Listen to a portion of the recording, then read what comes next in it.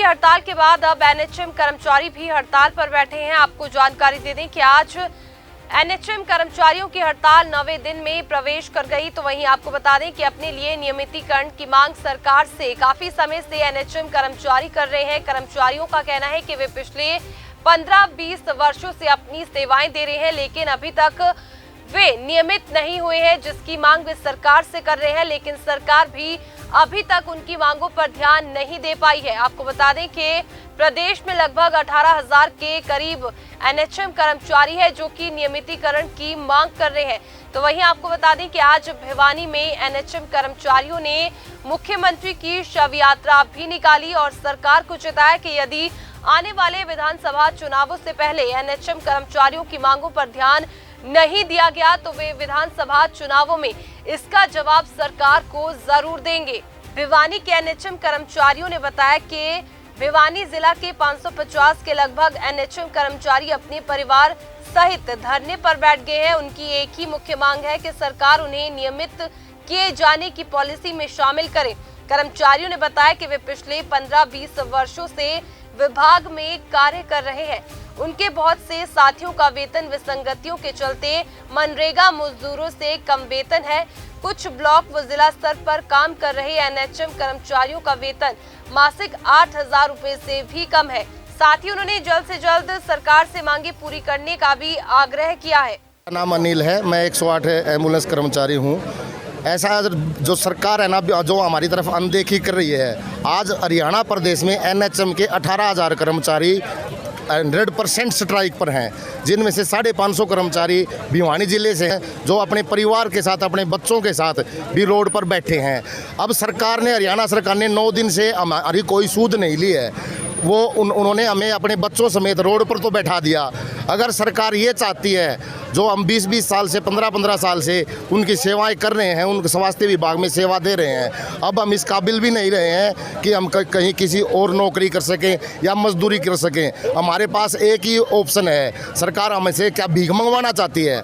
अगर सरकार हमसे ये कहे कि अब भीख मांग कर अपने परिवार का गुजर बसर करो, तो हम भीख मांग लेंगे। लेकिन उसके लिए आगे आने वाले विधानसभा चुनाव में जो ये जनता परेशान है, जो हमारी सेवाएं सुचारू रूप से चल रही थी वो सेवाएं नहीं दे पा रहे हैं। गर्भवती महिलाओं की मौत हो रही है, बच्चे इलाज को तरस रहे हैं, टीकाकरण को तरस रहे हैं, दवाइयों को तरस रहे हैं। एनएचएम कर्मचारी अगर ऐसे ही रोड पर भीख मांगने लगा तो आगे आने वाले विधानसभा चुनाव में इनको वोट की भीख भी नहीं मिलेगी, ये हम ऐलान करते हैं। मेरा नाम सुनील है। पहले तो मैं आप सभी मीडिया कर्मचारियों का आपका धन्यवाद करता हूं और मैं आपको ये बताना चाहता हूं कि हमारा धरना पिछले 9 दिन से लगातार जारी है। हमारी मुख्य मांगे ये है कि हमें नियमित किया जाए और हमारे सभी कर्मचारी बहुत ज़्यादा परेशान हैं और जब तक हमारी ये नियमितीकरण की पॉलिसी में हमें शामिल नहीं किया जाएगा तब तक हम इस धरने पर बैठे रहेंगे। अगर ये सरकार तब भी नहीं चाहती तो हम अगले विधानसभा सत्र में हमें वोट की चोट से इसके ऊपर प्रहार करेंगे। धीरे धीरे तो हम यहाँ पर आके बैठे हैं, हमारे बच्चे भी हमारे साथ आके बैठ गए हैं। हम तो रोड पे आए, हमारे बच्चे भी इधर रोड पे आके बैठ गए हैं। दूसरा, इसमें बहुत सारी वेतन विसंगतियाँ हैं। कई कर्मचारी तो ऐसे हैं कि जो कि नरेगा से भी कम सैलरी ले रहे हैं, जिसकी सैलरी 8,000 है और पोस्ट उनकी डिस्ट्रिक्ट लेवल की है, ब्लॉक लेवल की है, किसी की 7,500 है। जो कि आजकल जो जॉब के फार्म निकलते हैं उसमें फार्म भी नहीं भरते हैं, क्योंकि उनकी जो मासिक मानदेय है वो 300 रुपये से भी कम पर डे का बनता है। इसलिए हम बहुत ज़्यादा परेशान होकर के आपसे सरकार से निवेदन करते कि हमारी समस्याओं के बारे में विशेष रूप से ध्यान करें और ताकि हमारे बच्चे और परिवार इनका सही ढंग से भरण पालन हो सके। दूसरा ये कि हमारे ऊपर 24 घंटे नौकरी जाने की तलवार लटकी और रहती है, उससे भी हमारा नियमितीकरण की पॉलिसी में शामिल करके हमें उससे छुटकारा दिलाया जाए। धन्यवाद। ये मैं एक एनएचएम की कर्मचारी हूँ। मैं हमारी सरकार से यही कहना चाहती हूँ कि जल्द से जल्द हमारी मांगों को पूरा किया जाए और हमारी सरकार से सिर्फ एक ही मांग है, हमें रेगुलर किया जाए। और आज हड़ताल का 9वां दिन है, हम मजबूर हैं। आज हम अपने बच्चों के साथ भी यहाँ दरी पर बैठे हुए हैं। क्या सरकार यही चाहती है? वैसे तो सरकार ये नारा देती है बेटी बचाओ बेटी पढ़ाओ, और सरकार इतने मेडिकल कॉलेज, नर्सिंग कॉलेज क्या इसीलिए बनवा रही है? क्या उन बेटियों को पढ़ा लिखा कर, कोर्स करवा कर यहाँ दरी पर बैठने के लिए मजबूर किया जाए? तो क्यों रोज सरकार दावे करती है हमने 15 मेडिकल कॉलेज खुलवा दिए, हमने इतने नर्सिंग कॉलेज खुलवा दिए? क्या देश की बर्बादी के लिए खुलवाए हैं क्या ये मेडिकल कॉलेज? इससे अच्छा तो हम अनपढ़ रह जाएं, हम अपने घर की सेवा करें, अपने परिवार की सेवा करें। क्या शौक है हमें पढ़ने का? फिर इसका मतलब सरकार यही चाहती है कि देश की बहू बेटियां अनपढ़ रहें, वो घर के अंदर रहें और उनकी बर्बादी होए, कोई पढ़ा लिखा समाज ना बढ़े, ताकि उनकी आवाज़ बंद कर सके, वो बहन बेटियां अपना हक ना मांग सके। इसलिए सरकार नहीं चाहती कि उनकी बहन बेटियां पढ़ें।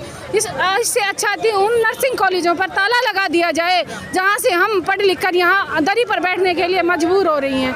तो सरकार से यही उम्मीद है, या तो ये नारा बंद कर दो या हमें दरी से उठा दो, क्योंकि देश की हम भी तो बेटियां हैं, हमारा भी तो अधिकार है, हमें समान अधिकार देना चाहिए।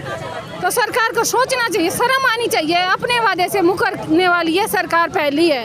कथनी करनी एक समान होती है। हमारे देश में ये कहावत है कि वचन जाए पर प्राण जाए पर वचन न जाए, लेकिन यहाँ तो उल्टा देखा जा रहा है, प्राण जा रहे हैं, इन लोगों के वचन पूरे नहीं हो रहे। और मेरी सरकार से एक ही मांग है, या तो हमें रिटर्न में ये लिख कर दे दिया जाए कि आप लोग पक्के हो, अपना काम स्मूथली चलाओ, जनता को सेवा दो, तो हम दरी से उठ जाएंगे, वरना हम दरी पर नहीं उठेंगे और हड़ताल को आगे तक लेकर जाएंगे। धन्यवाद। क्या कहेंगे अगर मांगे नहीं मानी गई तो? अगर सरकार ने हमारी मांगे नहीं मानी गई तो आज तो हम बच्चों को लेकर यहाँ पर आने के लिए मजबूर हैं, और ऐसी नौबत भी आएगी कि हम भूख हड़ताल पे बैठने के लिए भी मजबूर हो जाएंगे। और जो हमारी स्टेट बॉडी से आदेश आएगा, हमारा वही फाइनल आदेश होगा। इसलिए सरकार से एक ही मांग है कि जो हमारी डिमांड है उसको जल्द से जल्द पूरा किया जाए। धन्यवाद।